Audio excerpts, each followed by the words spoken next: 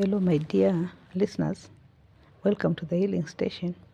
At the healing station, we receive healing for physical sickness, we receive healing for financial problems, we receive healing for mental problems, we receive healing for psychological difficulties, and we receive healing for emotional problems. Here at the healing station, God comforts us, and God redeems us and restores us and makes us whole and restores to us those things that we have lost. And then He begins to do a repair work to repair our bodies, so that they may function at optimum levels, and to repair our finances, and to repair our businesses, and to repair our careers, and to repair our relationships. Here at the healing station, we hear and begin to heal. As we hear, we begin to enjoy the best of life. Today we're talking about reasonable requests.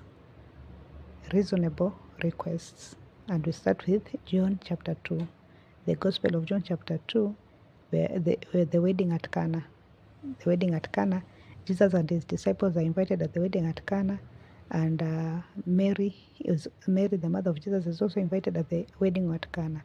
And then the wine runs out, and Mary comes to Jesus and says, Mary comes to Jesus to tell him that the wine is finished, that there is no wine. And Jesus says, woman, what is this? Why are you bothering me? And yet it's not yet my time. But then Mary goes ahead to tell the people, do what he says. And Jesus tells them to fill 6 water pots with water, which they do, and then they find that the water has turned into wine. And they present the wine to the master of ceremony, who calls the bridegroom and asks him, how come you brought the best wine for last? Usually people bring the best wine during the initial times of the celebration. How come you have preserved the best wine for last? Because he does not know how the wine has been prepared. It's one of the miracles. It's the first miracles of Jesus converting water into wine. But what we are talking about here, we are saying a reasonable request, that Mary makes a reasonable request to her son, saying there is no wine. And then Jesus makes a reasonable request to his people, saying, fill the water pots with water. So they fill the 6 water pots with water. We are talking about reasonable requests. We enter another reasonable request, and this time we are going back to Judges chapter 15. In Judges chapter 15, Samson has just had a great deliverance. He has just had a great deliverance using the new jawbone of an ass. He has killed 1,000 men, Philistine men. He has killed them. And while he's celebrating this victory, he becomes very thirsty. He's so athirst to the point of death, that if he does not have water, he's actually going to die. And he calls upon the name of the Lord. He calls upon the Lord, and he says, you have given this great deliverance to your servant. You've given this great deliverance to your servant. Are you now going to let him die and fall in the hands of the uncircumcised Philistines? Are you now going to let him die and fall in the hands of the uncircumcised Philistines? So he calls upon the Lord and asks him, you've given me this great deliverance. I'm your servant, and you've given me this great deliverance. And now I'm going to die of thirst. Are you going to let me die of thirst, so that the Philistines can end up having all the victory, that I may fall into their hands?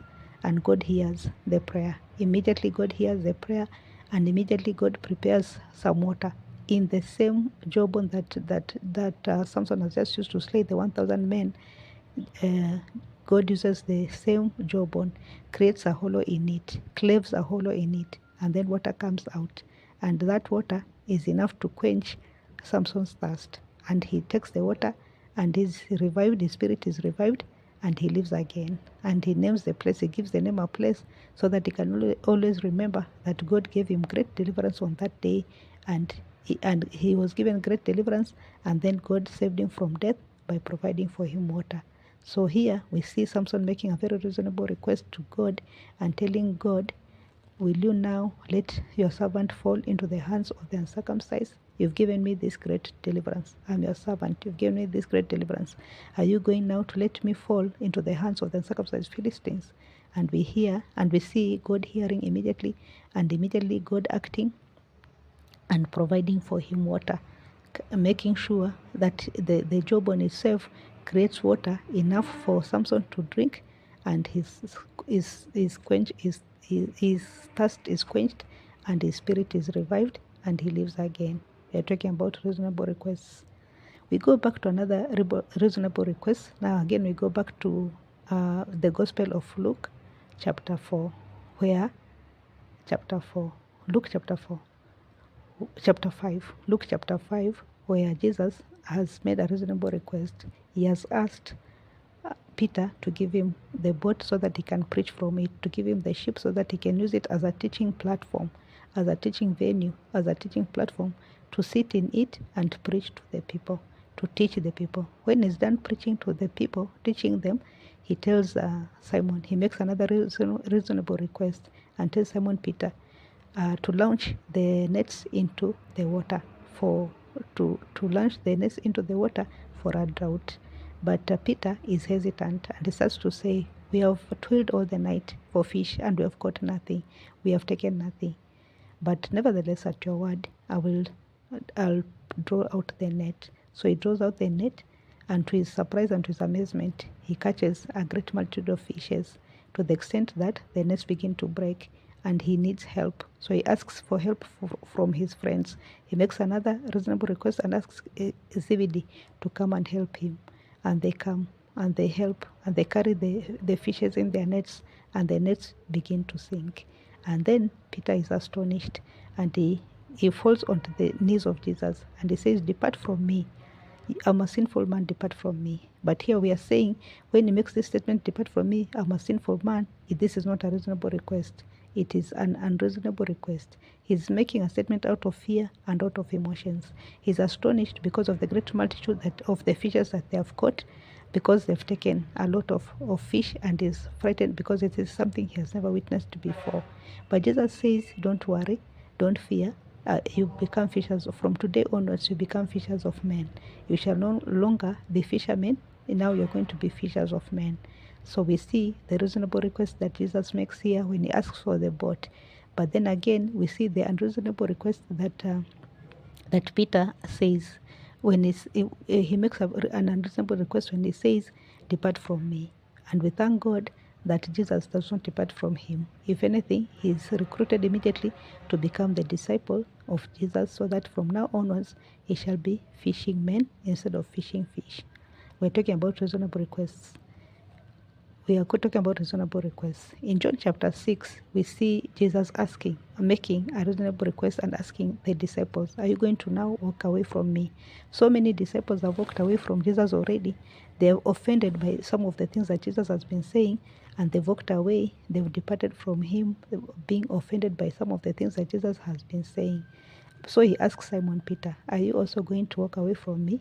And Simon Peter answers on behalf of himself, on behalf of the rest that are with him. He says, to whom shall we go? That is John 6:68. To whom shall we go?